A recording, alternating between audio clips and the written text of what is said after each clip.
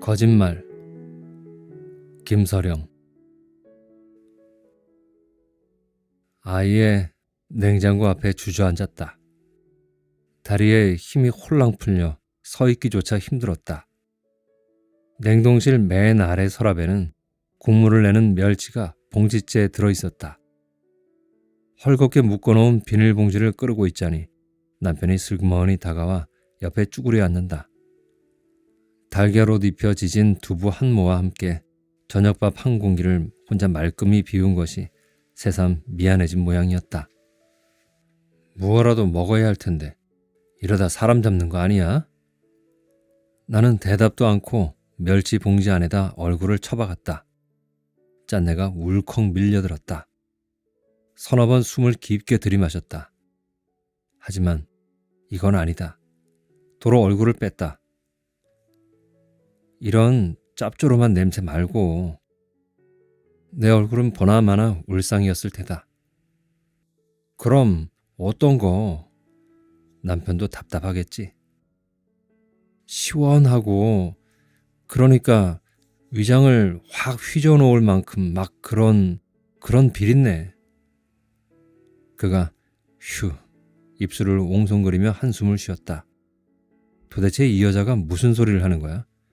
속으로는 열이 바짝 올랐겠지만 물론 티내지 않는다. 대신 내 코에 붙은 멸치 부스러기를 가운데 손가락으로 살살 털어주었다. 자정 넘어 찹쌀순대 사러 간다는 남편들이 부럽군. 그런 거야 어떻게든 문 두들기면 사올 수 있잖아. 정체를 알 수도 없는 강도 높은 비린내라니. 냉장고 문을 닫았다. 이 집을 온통 뒤져도 내가 원하는 것은 없을 것이다. 남편의 얼굴에는 졸음이 가득했다. 먼저 들어가 자지도 못하고 내 눈치만 보는 중이다. 첫 아이 지으리를 뱃속에 넣고 있을 때에도 비린내가 당기기는 했지만 이 정도는 아니었다. 두 번째 임신은 여러모로 지으리 때보다 고되었다. 오늘도 온종일 굶었다. 은행 업무라는 것이 점심시간을 따로 1시간씩 내어줄린 만무에서 행원들은 지하 구내식당에서 재빨리 먹고 들어와 동료들과 교대를 해야 했다. 오가는 시간을 다 합해도 기껏해야 20분 안팎이었다. 그럼에도 오늘 나는 1시간을 훌쩍 넘기고 말았다. 은행 뒤편의 식당가를 구석구석 헤매고 다녔던 것이다. 꽁치구이집과 횟밥집 그리고 갈치조림집을 그냥 지나쳤다. 그런 눅눅한 비린내가 아니야. 냉장고 안에서 시간을 묵다가 냄새까지 다 잃어버린 것일까? 저 녀석들은? 만족할 수 없는 냄새들에 지레 지쳤다. 골목을 돌아 나올 때는 계란빵 노점과 맞닥뜨리는 바람에 기겁을 하고 달아났다. 노란 물 뚝뚝 듣는 멍게살이라도 한 점 질겅질겅 씹어먹고 싶었지만 대낮의 실내 포장마차는 커다란 자물쇠를 매달고 있었다. 결국 패스트푸드 전문점에 들러 묽은 커피 한 잔을 2,000원에 샀지만 단단히 토라진 속은 커피 따위를 삼켜줄 만큼 낙낙하지 않았다. 그래서 점심을 또 걸렀던 거다. 맹물 한 잔을 마시다가 못내 아쉬워 다시 냉장고를 열어 굵은 멸치 몇 마리를 손에 쥐었다. 짠내를 맡으며 멸치를 씹는데 그만 뱃속에서 꼬르륵 소리가 나고 말았다. 주방을 서성이던 남편이 비명을 지르며 제 머리통을 부여잡았다. 아, 내가 이토록 무능한 남자일 줄이야. 와이프를 굶겨 죽일 판이군. 지으리의 담임 선생은 벌써 2번이나 나에게 전화를 걸어왔다. 더는 모르쇠로 지나칠 수가 없어 은행에 반나절 휴가를 냈다. 무얼 사가야 할지 몰라 생뚱맞게도 소국 한 다발을 샀다. 젊은 여선생은 의자를 당겨 앉아 나긋나긋한 목소리로 나를 타일렀다. 8살인데 김치도 한 조각 안 먹으려 들어요. 지난번에도 전화로 말씀드렸지만 고춧가루 한 잔 묻은 거라면 손도 안 대거든요. 그렇다고 제가 일일이 김치를 물에 씻어 먹일 수도 없는 노릇이고요. 급식 시간마다 맨밥만 대충 먹으려고 한단 말이죠. 할 말이 없어 자꾸만 구두코를 교실 바닥에 문지르기만 했다. 반찬 투정하는 아이나 구두코를 문지르는 아이 엄마나 한심해 보이기는 마찬가지였을 것이다.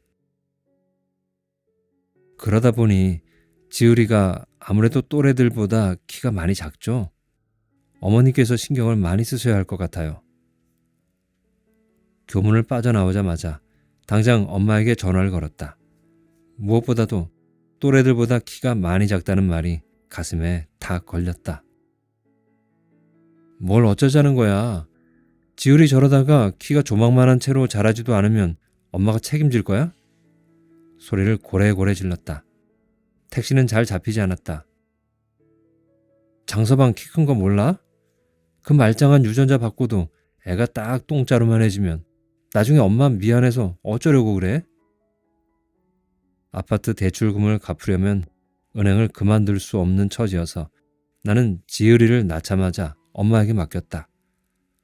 어설프게 아이를 방바닥에 굴려가며 막 키울 사람은 아니라고 생각해서 걱정은 하지 않았다. 같은 지점의 조 계장은 한 달에 120만 원이나 주어가며 돌볼 사람을 구했지만 하루 종일 아기 아랫도리를 벗겨놓고 봐주는 통에 아이가 4살이 되도록 바지를 입으려고 들지 않는다 했다. 공무원인 위층 아줌마도 조선족 도우미 아줌마가 젖병을 저 한 번, 아기 한 번 쭉쭉 빨더라며 즐겁을 했다. 그렇게 소리나 빽빽 질러댈 거면 데려가. 네 새끼 이젠 내가 알아서 키워.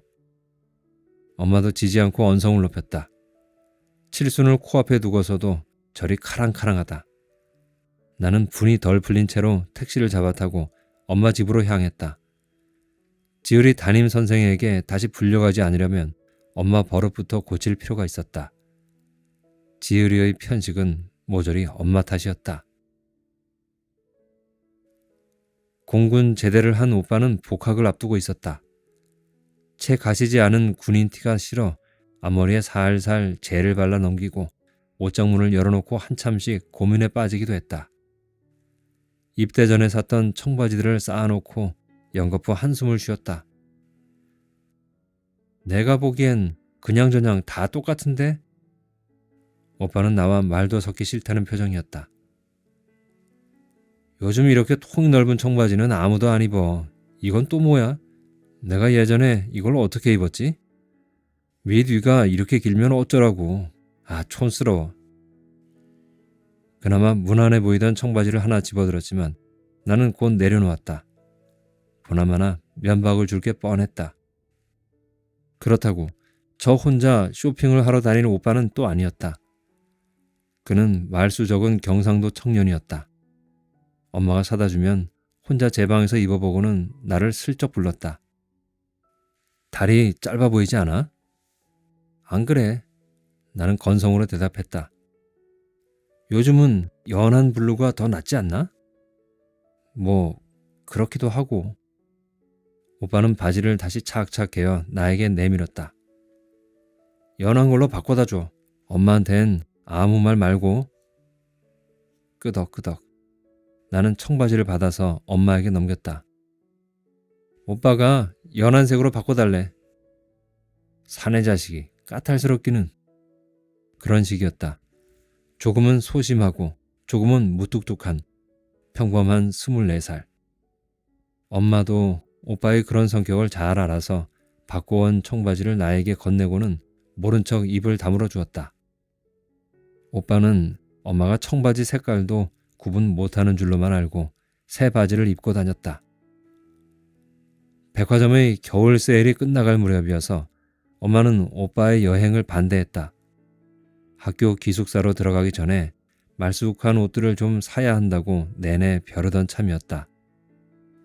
오빠는 친구들과의 낚시를 고집했다. 엄마는 약간 짜증을 냈지만 군 생활 동안 그다지 살이 오르지도 내리지도 않았기에 대충 눈짐작으로 옷을 고르기로 마음먹고 오빠를 보내주었다. 오빠는 아버지의 낚싯대를 빌려 가방을 챙겼고 강원도로 떠났다. 2박 3일의 짧은 여정이었다. 나는 오빠 대신 엄마와 백화점을 돌았다. 바지 3벌과 셔츠 2벌, 그리고 가죽 재킷을 골랐다. 가죽 재킷은 2가지의 디자인이 모두 엄마 마음에 들었기 때문에 엄마는 30분 넘게 매장에서 고시랑고시랑 투덜댔다. 입혀보고 사면 좀 좋아? 이 추운 날 낚시는 무슨... 마음에 안 든다면 바꾸면 되지 뭘 그래? 대충 사. 엄마는 가죽 재킷 2벌을 양손에 나누어 주고 마구 흔들었다. 간장게장도 딱 맛있게 익어서 지금 먹여야 하는데. 오면 먹으라 그래. 내가 손도 안 댈 테니까. 간장게장 한 통 다 오빠 먹이라고. 나에게는 데어봐야 소용도 없을 가죽 재킷을 5번도 넘게 번갈아 입혀보고서야 겨우 하나를 고를 수 있었다. 며칠 후에 밖으로 올지도 모르니 군소리 말고 교환해줘야 한다고 점원에게 단단히 다짐을 받고서였다. 간장게장은 한 통도 아니고 2통이었다. 한 통에 15마리씩은 들었을 테니 오빠는 한동안 물리도록 게장만 빨아먹어야 할 것이었다.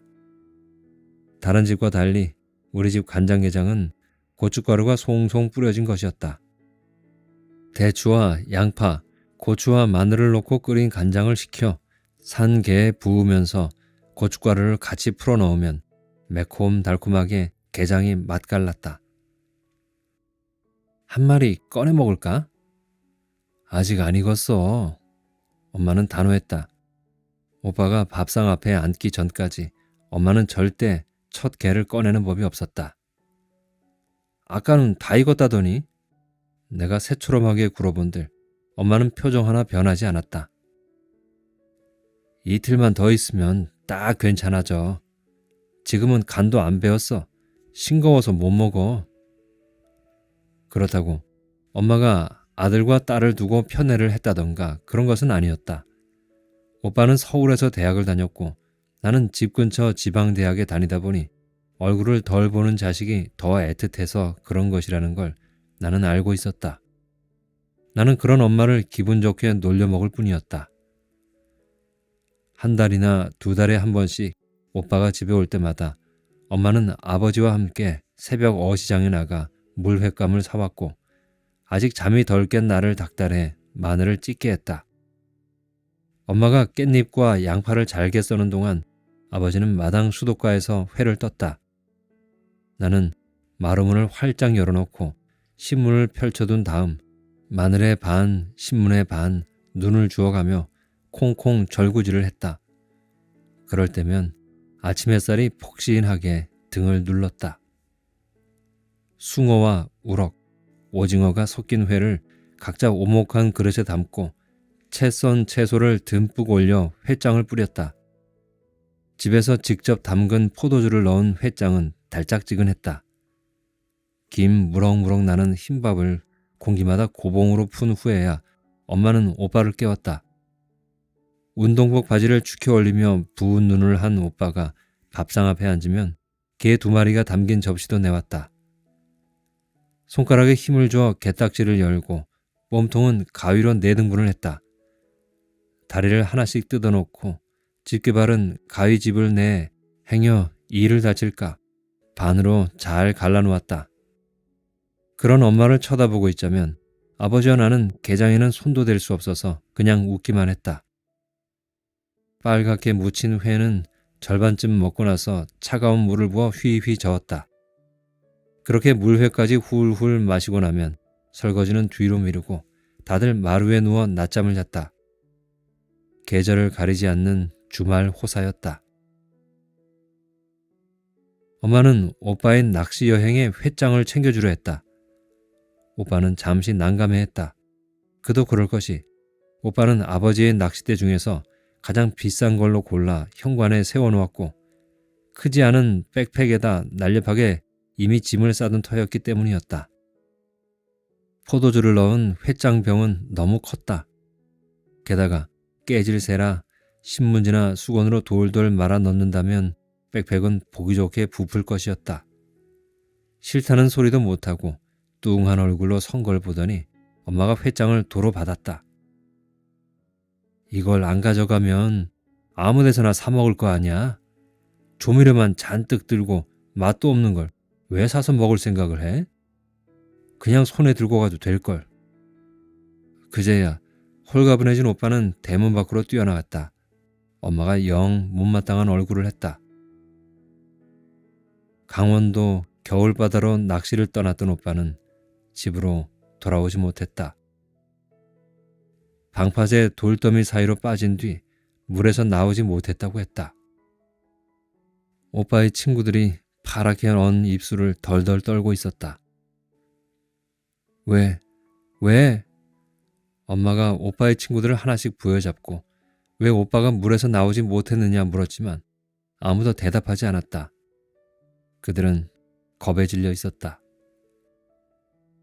바닷가 소도시에서 자란 오빠와 나의 옛 앨범을 뒤적여보면 방파제에서 찍은 사진들이 제법 있었다. 겁 많은 내가 방파제 돌더미 위에서 바짝 언 얼굴로 무릎 모으고 앉아있는 것에 반해 오빠는 사촌들과 어울려 그 콘크리트 덩어리를 잘도 뛰어다니고 있었다. 군대도 다녀온 24살의 오빠는 그 콘크리트 덩어리 사이를 빠져나오지 못했다. 검은 정장을 어설프게 차려입은 오빠의 친구들이 장례식장을 지켰다. 차마 경찰에게도 제대로 물어보지 못했던 것들이 소주 몇 순배에 취한 친구들의 입에서 흘러나오고 있었다. 나는 벽에 기대앉아 그들의 이야기를 들었다.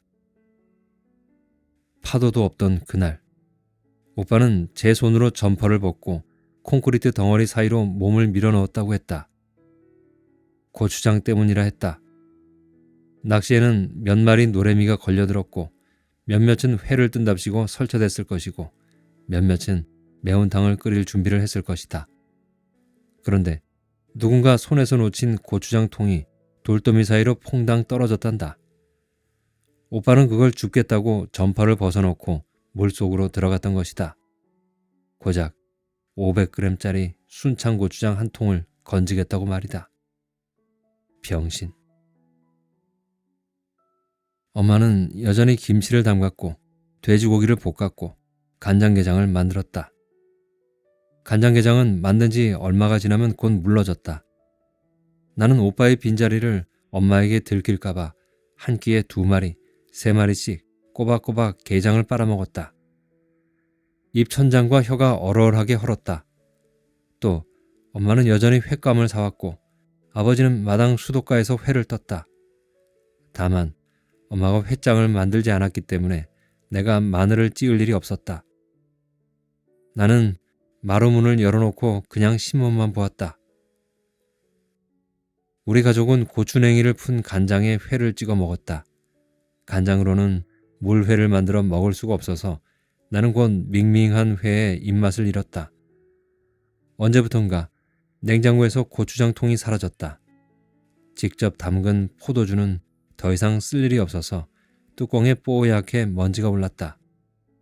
지금이라도 뒤란 창고를 뒤지면 흰 곰팡이 앉은 포도주 병이 나올지 몰랐다. 나는 결혼을 했고 지으리를 낳았다. 주말에는 아버지를 집으로 불러 고추장을 듬뿍 풀어넣은 낙지볶음을 만들어 드리기도 했다. 퇴직을 한 아버지는 성당 친구들과 가끔 찻집에서 시간을 보낼 뿐 나머지는 거의 지으리와 함께 지냈다. 태어나서 잘한 짓이라고는 지으리를 아버지에게 안겨드린 것뿐이라고 나는 종종 중얼거렸다. 엄마의 아픈 구석을 모르는 바는 아니었다. 나 역시도 동네 슈퍼마켓에서 빨간 고추장 통만 보아도 마음 한쪽이 무지근해졌으니 말이다. 어릴 적부터 붉게 양념한 음식을 먹어본 적 없는 지으리는 매운맛을 몰라 아직 김치 먹는 법도 배우질 못했다. 달걀찜, 구운 햄, 묽은 된장국 정도가 지으리의 식단 전부였다. 물론 온 동네 8살짜리들이 다 그러하듯 버섯볶음이나 콩나물 무침 등은 입에 넣어보지도 않고 지레 투정질을 했다. 엄마는 안방에 누워 있었다. 목덜미에 큼직한 파스 한 장도 붙였다. 몸도 쑤시니 공연히 부하돋게 하지 말라는 일종의 경고인 거다. 텔레비전에서는 몇 년은 묵은 재방송 드라마가 흘러나왔다. 비죽비죽 바닥에 앉았다. 좀 일어나 봐. 나 지금 학교 다녀오는 길이란 말이에요. 대꾸가 없다. 지율이는 피아노 학원에 간 모양이었다. 엄마가 지율이를 얼마나 야무지게 키우는지는 누구보다 내가 잘 알고 있다.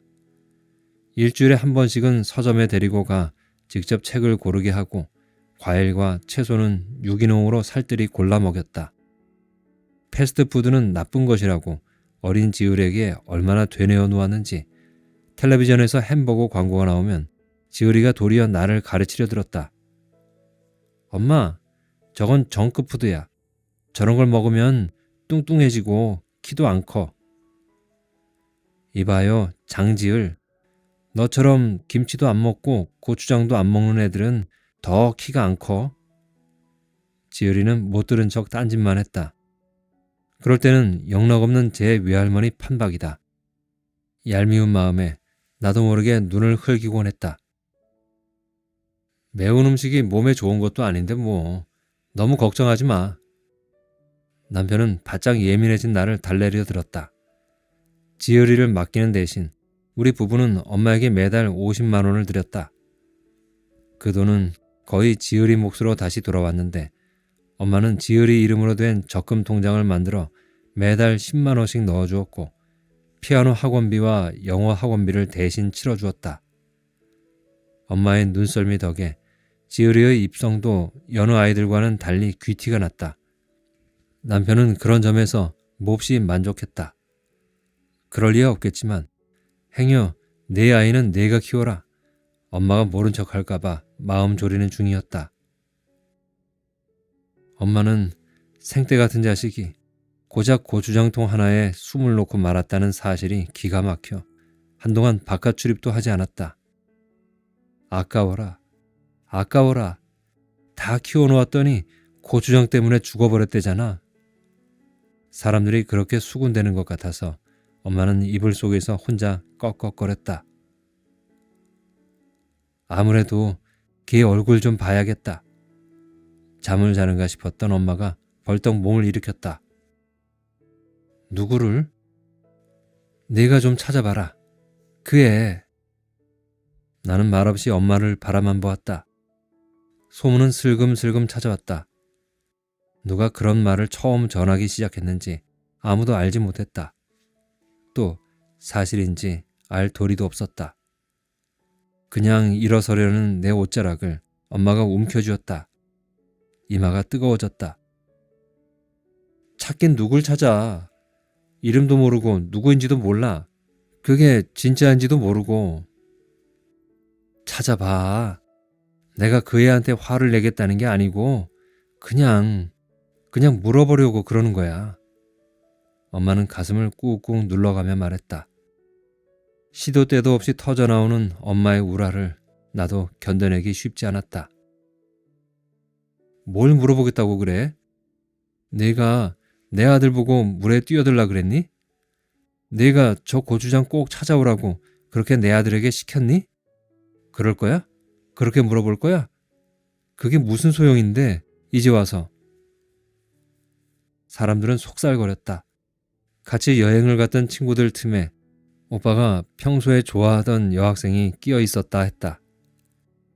고추장 따위 다시 하나 사오면 된다 다들 말했지만 그 여학생이 오빠에게 고추장통을 꺼내달라 했단다. 저걸 내가 꺼내줄래? 그렇게 말이다. 오빠는 그 여학생을 이기지 못하고 점퍼를 벗은 거라 했다. 고추장통은 손에 쥐지도 못한 채 미로 같은 콘크리트 덩어리 사이에 끼어 결국 얼굴도 못 내밀고 죽은 오빠에 대한 소문들. 엄마뿐 아니라 나 역시 온 내장이 다 꺾여버리는 듯한 통증에 허리를 펴기 힘든 시간이었다. 여학생이 누군지 모른다는 건 거짓말이었다. 나는 그녀를 찾아간 적이 있었다. 오빠의 친구들은 나에게 끝끝내 그녀를 알려주지 않으려 고개를 저었지만 내 고집도 만만치 않았다. 학교 수업을 홀랑 빼먹은 채로 고속버스를 타고 서울로 올라가 그녀의 학교 앞에서 버팅겼다. 강의실 앞에 쭈그리고 앉아 자판기 커피를 홀짝이면서 몇 번이나 연습을 했다. 우리 오빠한테 무슨 짓을 한 거예요? 미안하지 않았나요? 그깟 고추장 한 통이 그렇게 아까웠어요? 그렇게 물어볼 생각이었는데 그녀의 수업이 끝나기 5분 전쯤이 되면 머리가 새하얘졌다. 그걸 물어 뭘 해? 보나마나 말도 꺼내기 전에 울음보가 터질 것 같았다.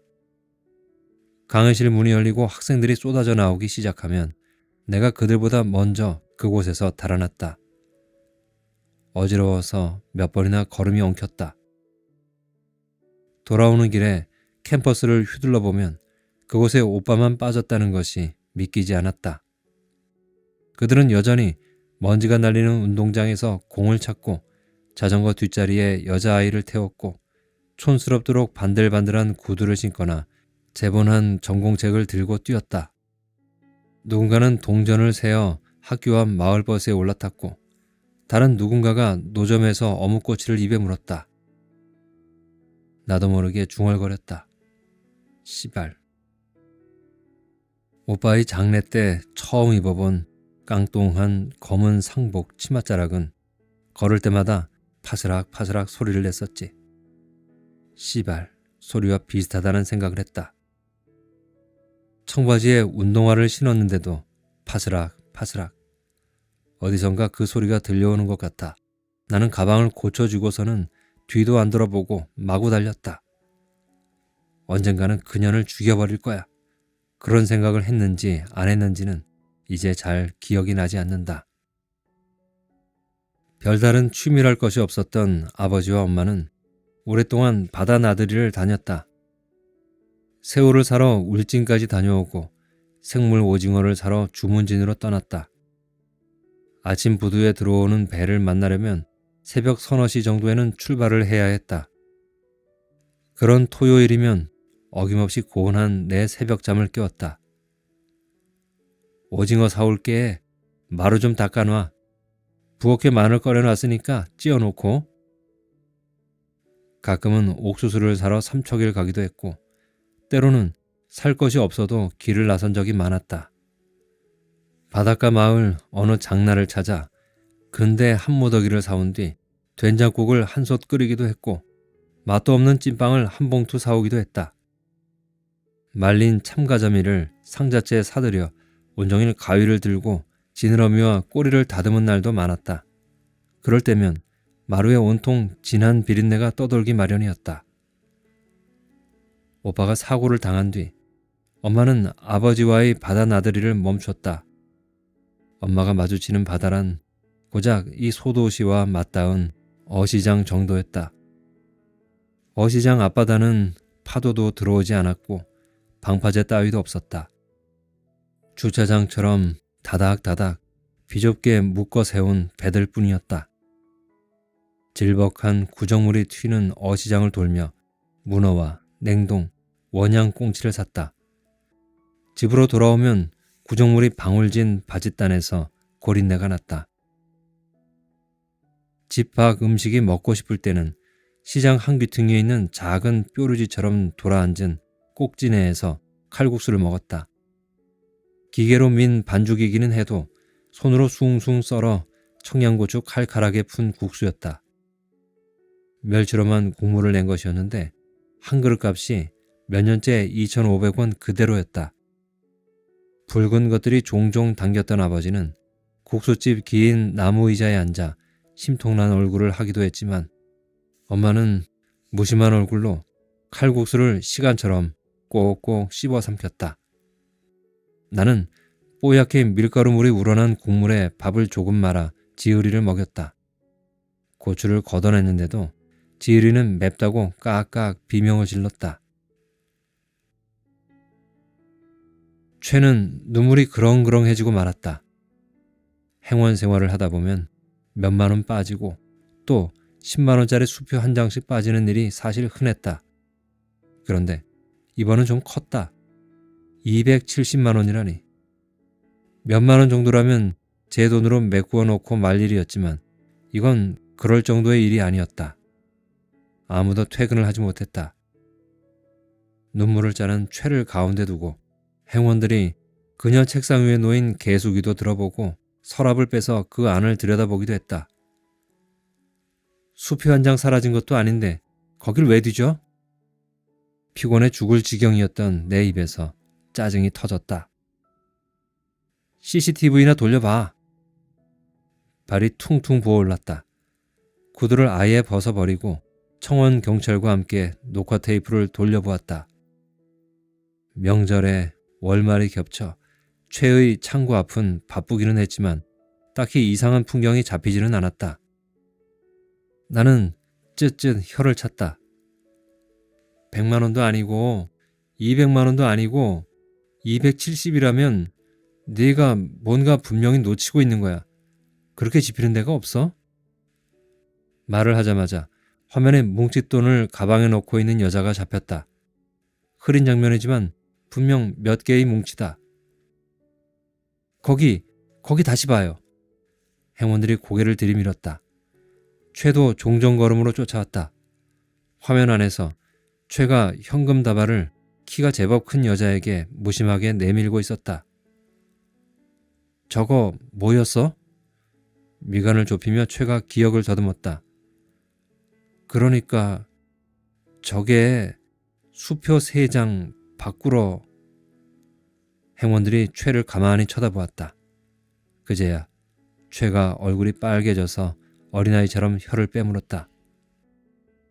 30만 원 수표를 받아서 300만 원을 내줬단 말이야? 그런 거야? 몇몇이 최의 등짝을 내리쳤다. 긴장이 풀린 최가 해벌쭉 웃고 말았다. 아직 눈물을 단 채였다. 맥이 풀려버린 나는 조잘조잘 시끄러운 행원들을 두고 먼저 은행을 빠져나왔다. 아무 일도 없었어야 했다. 30만 원 수표를 내놓고 300만 원 현금을 모른 척 받아간 고객의 마음을 다치게 할 의도는 은행에서도 없었다. 제 실수였습니다. 번거롭게 해드려 죄송합니다. 최는 당연히 그렇게 말을 했을 테고 약간은 무안하겠지만 고객은 심드렁하게 270만 원을 도로 가져다 주면 되는 일이었다. 그런데 일이 그렇게 흘러가지 않았다. 여자는 30만 원 현금밖에 받아간 적 없다며 바락바락 우겨댔다. 모욕죄로 고소를 하겠다며 윗사람을 바꿔라, 지점장을 바꿔라 소리를 질렀다. 급기야 지점장은 최에게 버럭 화를 냈다. 나는 턱짓으로 조용히 최를 불러내 여자의 전화번호를 받아냈다. 먼저 공소원이 행원의 실수에 대해 사과를 했다. 그러고는 그보다 더 공손히 CCTV 이야기를 꺼냈다. 이 일은 오롯이 은행 감사부에 올라갈 테고 그렇게 되면 이후에는 법적인 절차를 밟게 될 것이라고 또박또박 이야기를 했다. 부장은 내 등 뒤에서 전화 내용을 다 듣고 있었다. 고객에게 감히 화를 낼 수 없는 지점장은 부장의 보고를 듣고 흐뭇해할 것이었다. 얼마 안 가 여자가 은행에 나타났다. 나는 그녀를 회의실로 안내했다. 따뜻한 레몬차도 한 잔 준비했다. 새큼한 냄새에 절로 진저리가 쳐졌다. 내가 요즘 명절 준비하느라 정신이 하나도 없어. 하나도. 그래서 나는 어제 30만 원을 받았는지 300만 원을 받았는지 모르겠다고. 그런데 나를 지금 도둑년 취급하는 거야? 여자는 말을 살짝 바꾸고 있었다. 나는 그녀의 은행거래 내역서를 착착 챙겨 자리에 앉았다. 여러모로 죄송합니다. 정은진 고객님. 저희가 그럴 리가요. 오해는 마시고요. 표정을 단단히 하고 그녀를 바라본 순간이었다. 어디서 본 듯한 얼굴. 몸 어디에 붙었는지도 잘 모르는 맹장에서부터 간, 췌장까지 살짝 오그라붙는 듯한 아주 이상한 느낌. 그리고 정은진 고객님. 그 이름. 잊어본 적 없었다면 거짓말이다. 오빠의 장례식 때 친구들 어깨 너머로 보았던 그 얼굴이 가물가물해질 때마다 나는 도리도리 고개를 저으며 다시 떠올리려 애를 썼다. 그건 잊어서는 안 되는 오빠의 짧은 생 알리바이였기 때문이었다. 내가 너무 불쾌해. 정말이야. 이런 모욕은 처음이야. 다시는 여기랑 거래 안 해. 내 계좌 다 돌려줘. 그리고 그녀는 가방을 열고 현금 다발을 꺼냈다. 억울하지만 하도 기가 막혀서 내가 주는 거야. 당신들 이따위로 일 처리하지 말라고. 알았어? 무언가 말을 하고 싶었지만 아랫입술이 저렸다. 입을 열면 제대로 된 발음이 나올 것 같지 않았다. 무얼 물어야 할까? 묻고 싶었던 것이 있기나 했던 걸까? 15년은 긴 시간이다. 고백하자면 나는 가끔 오빠 얼굴이 잘 기억나지 않을 때가 있었다. 그녀는 제 할 말만 하고 일어섰다. 어차피 긴 이야기가 오갈 일도 아니었다. 나는 그녀가 테이블 위에 두고 간 현금 다발을 한참 바라보다가 회의실을 뛰쳐나갔다. 저기요. 그녀는 은행 주차장에서 차를 빼던 중이었다. 창을 내렸지만 말을 섞고 싶지 않다는 표정이 역력했다. 싸늘한 날씨도 아닌데 등이 떨려와 내 목에서는 어린아이처럼 옹알거리는 소리가 났다. 저기 물어볼 게 좀 있어서요. 뭘 또 물어요? 얘기 다 했잖아. 여자는 소리를 바락 질렀다. 창을 올리려고 해서 무턱대고 손등을 집어넣었다. 아! 끼인 손등이 엄살처럼 아팠다. 아마도 나는 말도 꺼내기 전에 울고 싶은 모양이었다. 저 윤영이 오빠 동생이에요. 그녀는 미간을 있는 대로 찌푸렸다. 누구? 제발 그를 떠올리면서 그런 표정을 짓지는 말아줘. 박윤형. 언니랑 같이 낚시 여행을 갔다가 물에 빠졌어요. 이렇게 일일이 짚어주어야만 떠올릴 수 있는 사람이었을까. 또다시 오빠는 병신. 기억을 더듬던 여자. 나를 잠깐 말없이 바라보았다. 알아보았구나. 이제야. 그녀는 여전히 창을 아주 조금만 연 채였다. 그래서요? 그냥 알고 싶어요. 우리 오빠에게 고추장 통을 꺼내달라 그랬던 거예요? 언니가 그런 거 맞아요? 뭐라는 거야, 지금? 저는 그냥 나쁜 뜻이 아니에요. 다만 우리 오빠가 어떻게 죽었는지 그 정도는 가족이 알고 있어야 하잖아요. 오빠의 마지막을 기억해주고 싶어서 그런 거예요. 이상하게 생각하지 말아주세요. 여자가 입술을 앙 다물었다. 창을 모두 연 그녀가 손가락을 들어 나를 가리켰다. 그러니까 지금 너 나한테 안 갚음할 생각으로 이번 일 일부러 만든 거지? 너 개망신 한번 당해봐라 하고. 그렇지 너? 답답했다. 나는 오빠를 증언해주고 싶을 뿐이었다. 미친년. 지 오빠 죽은 걸 어디다 대고 화풀이야? 그녀는 무어라 더 말을 했지만 동시에 창을 올리고 시동을 걸었기 때문에 알아들을 수가 없었다.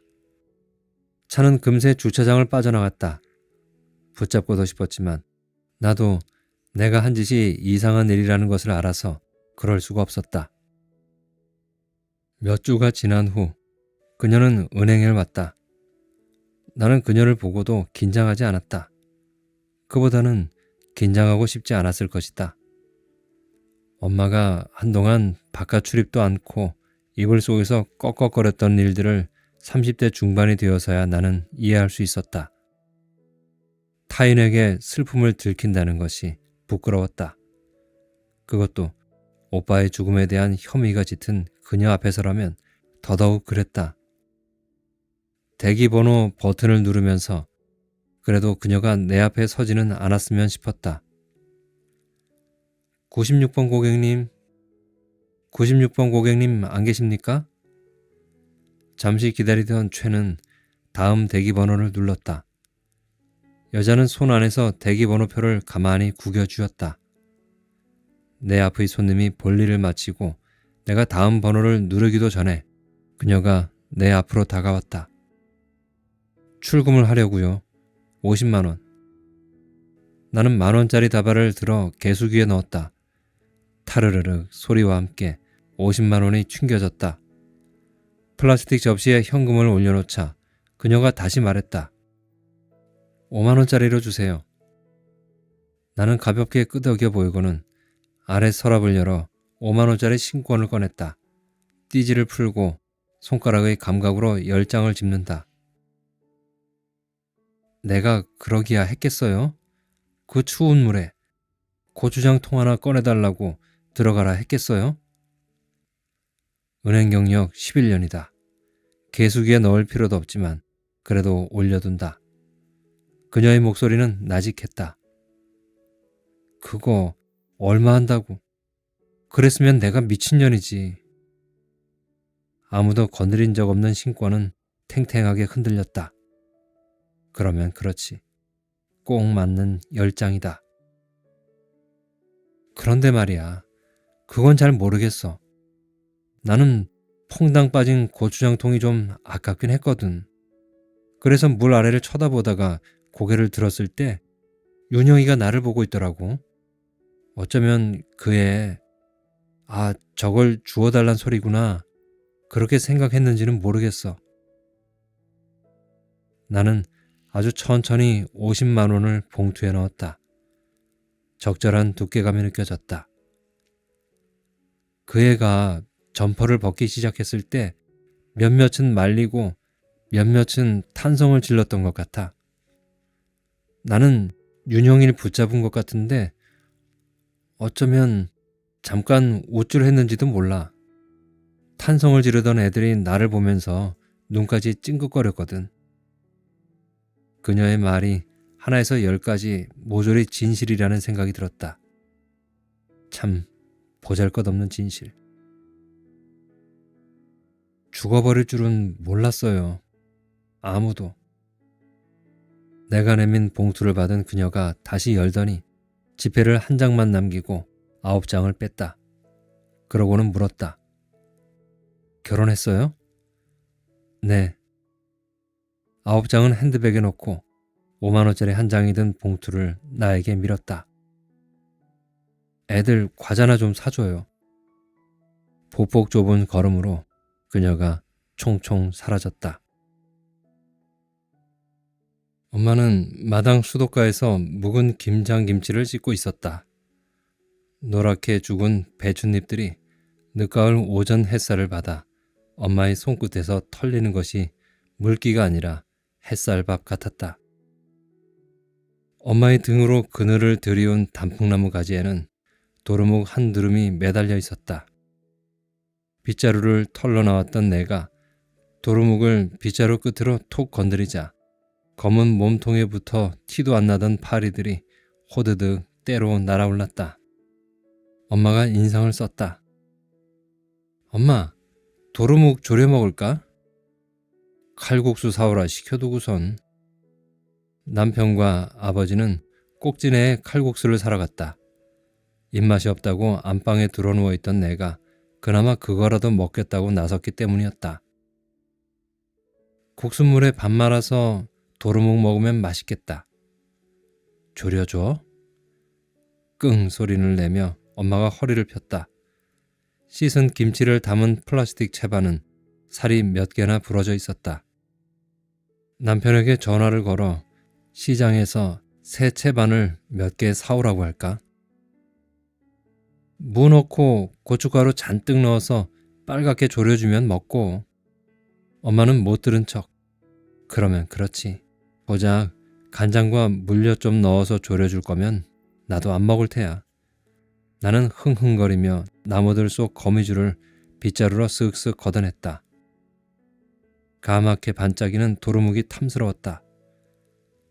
마루창으로 들어오는 해가 좋아 베개를 가져와 누웠다. 잠이 절로 쏟아져서 리모컨을 들어 텔레비전 볼륨을 줄였다. 재작년에 마루에 보일러를 깔길 잘한 거다. 20년이 훌쩍 넘은 이 집은 바닥이 더디게 데워지기는 했지만 마냥 냉골이 아닌 것만도 좋았다. 도마질 소리를 내는 엄마를 불렀다. 엄마, 이불!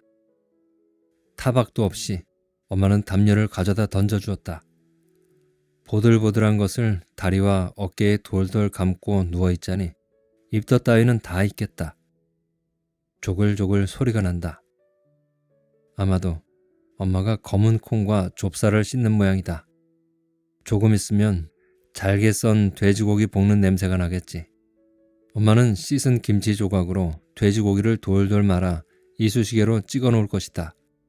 그렇게 해야 지으리가 한 입이라도 더 받아먹을 테니 말이다. 딱히 처음부터 거짓말을 할 생각은 아니었다. 깨끔하게 삶아 빤 뒤 옥상에서 바짝 말렸을 베갯잎에서는 연한 비누 냄새가 났다. 1시간이 넘도록 오지 않는 아버지와 남편을 기다리다 나는 베개에 코를 묶고 잠이 들었다. 방파제를 걸었다. 꿈인지 무엇인지 모를 짧은 시간 동안 파도가 사정없이 날아드는 방파제 끄트머리에 서 있었다. 하늘은 부위했고 파도의 키가 너무 높아 방파제는 반 넘어 물길에 막혀버렸다. 파도를 막아준다는 콘크리트 더미들도 소용이 없었다. 머리 위로 흰 비처럼 뿌려지는 파도 부스러기. 바람이 거세어서 몸이 흔들렸다.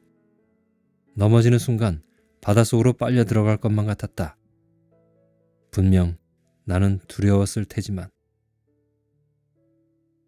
입을 크게 벌리고 숨을 들이마셨다. 흰 바다 빗물이 입안으로 쓸려 들어왔다.